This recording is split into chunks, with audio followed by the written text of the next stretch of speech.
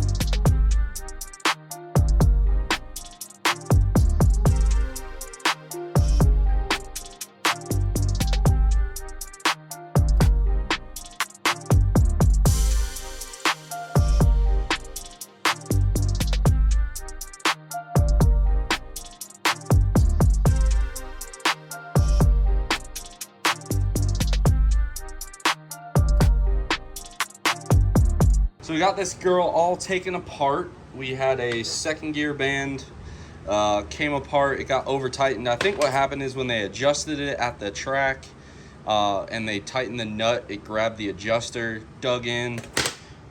Inside this transmission, a lot of good parts. We had a TCS billet drum, which is now, the camera might not pick it up, but this drum is like really grooved. I don't know if we could save that. I'll send it back with him and see if he can find somebody. We have a broken third gear reaction plate, which is exactly why we don't like running these stepped ones anymore.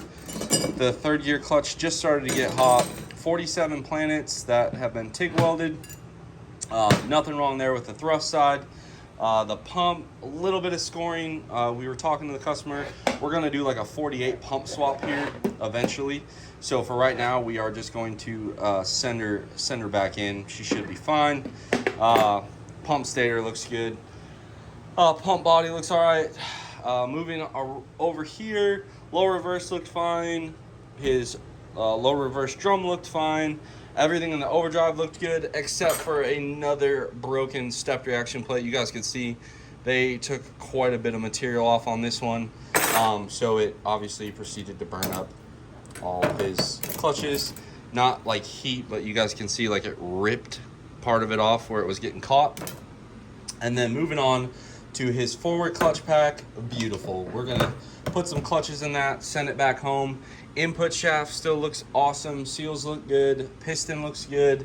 The overdrive section we're not even gonna go into. We're just gonna fix this issue. Again, guys, this is a like a guy that's racing. Came here on a Saturday. We're just trying to get him fixed up and ready to go.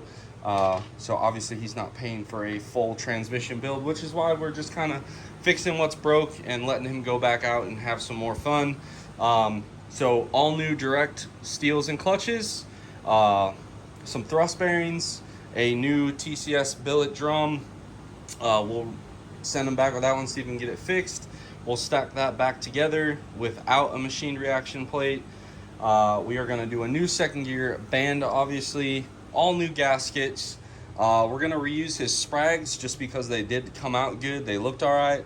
Obviously a fresh filter. We're going to clean his valve body, clean the pan, clean his overdrive out. All new overdrive brakes and steels. We'll reuse this piston. We'll just put some gaskets on it.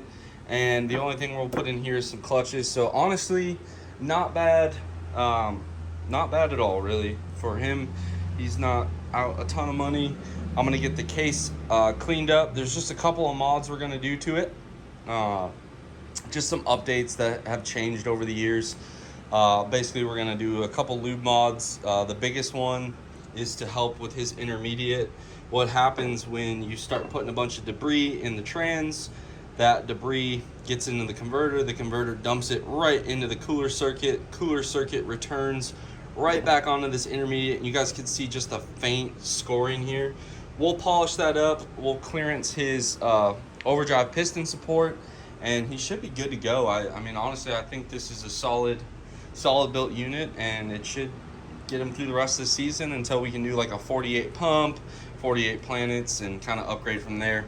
So now I'm going to begin the tedious process, setting everything up, cleaning everything, building all my sub-assemblies. After that, I'll pick the camera back up, show you guys what we did, and then I'll let you guys watch me stack it into the case. Mainly just because I want to get this guy out of here. He's got a 3-hour drive back home, so trying to make you guys a decent video, but at the same time not drag it out for him either. Okay, so we got it all patched up here. We got his overdrive brakes ready to go. All new GPZs. Went through his pump, cleaned up everything, fresh gaskets, fresh converter seal, and also the bronze one here. This one got replaced. His input shaft, everything looked good, so we're just gonna go ahead and reuse these scarf seals. We did put fresh GPZs in there. I think he's right at like 20 thousandths on this as far as clutch clearance goes. Just polish this up. I know on camera it looks worse than it actually feels. I just take some 1800 grit lapping compound and I use that, and then I go over it with a buffing wheel. On his direct drum, Oh, right there we have 6 GPZs, a full thickness reaction plate, new direct bushing you guys can see right there, low reverse and all that stuff I still got to clean. We just cleaned his case. I think we might have figured out the problem this whole time, which was this transmission had a 5.0 lever in it. It also had a ton of springs in the direct drum, so we went ahead and switched him over to a 4.2 lever with the 3 springs. Let me get a drum here. We swapped him back to 3 springs, skip 2. You guys can kind of see it down there under this metal lip, and that's how we took care of that. So we saved all his shafts. We replaced this 5.0 lever with a 4.2 lever. It's a power driven lever. We'll reuse his supplied strut and anchor. Those are fine. And now we're just gonna go ahead. We got everything cleaned. We got his intermediate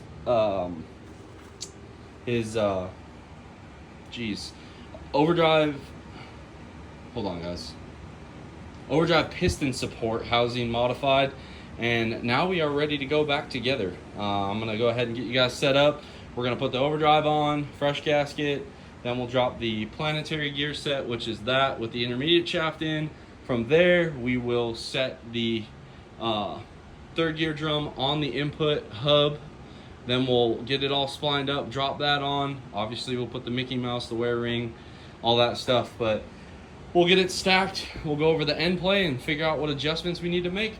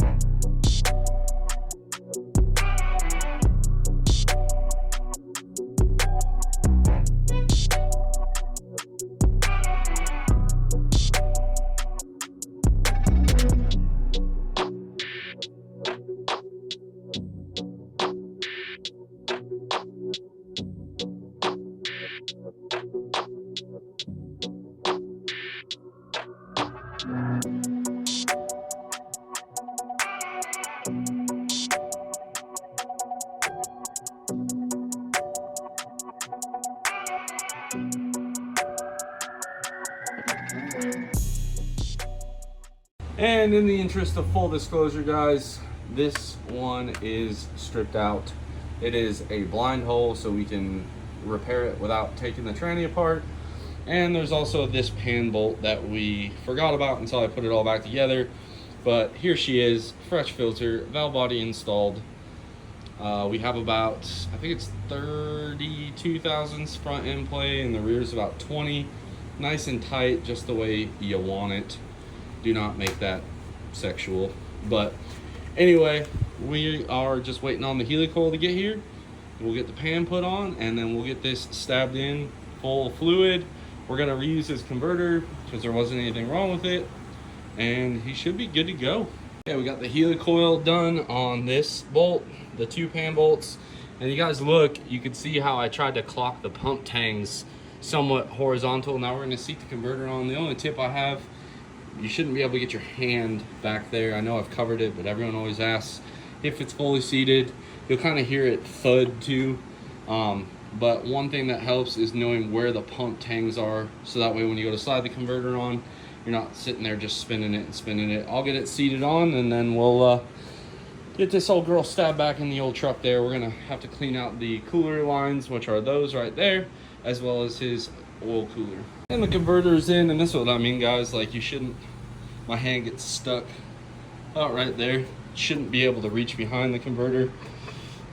And if you look at it from the side here, you know, about a ½ inch stick out. That's what you want it to look like. We're gonna go ahead and wire wheel, or not wire wheel, but like use a little like brush, go in there, clean out all the Loctite, take a whiz wheel, just remove all this paint, clean up his flex plate. That way it'll mate on a true surface. All right, so she is up in the truck. Now we are gonna go ahead and adjust the shifter. To do this, what we're gonna do is get his shifter bolted to the pan rail, and then from there we're gonna have him go to neutral. I'm gonna move the transmission to neutral. From there we'll see how far we're off, then we'll move it to second, him to second, and we want this thing to drop in second gear. So I'm gonna get it all kind of lined up here, and then I'll show you guys what I mean. Okay, so he's in second, manual second right now, and you guys see there, pops right out. Trying to film with, put this back in one hand with his twisted cable, but anyway, you guys get the gist. Should pop right in just like that, and then go to reverse real quick. Okay, so now you guys see reverse here. See how it doesn't want to go like perfectly in. You gotta kind of pull on the lever a little bit, like against the detent. That's normal. That's why we adjust it in second. So hopefully that answers some of your guys' questions.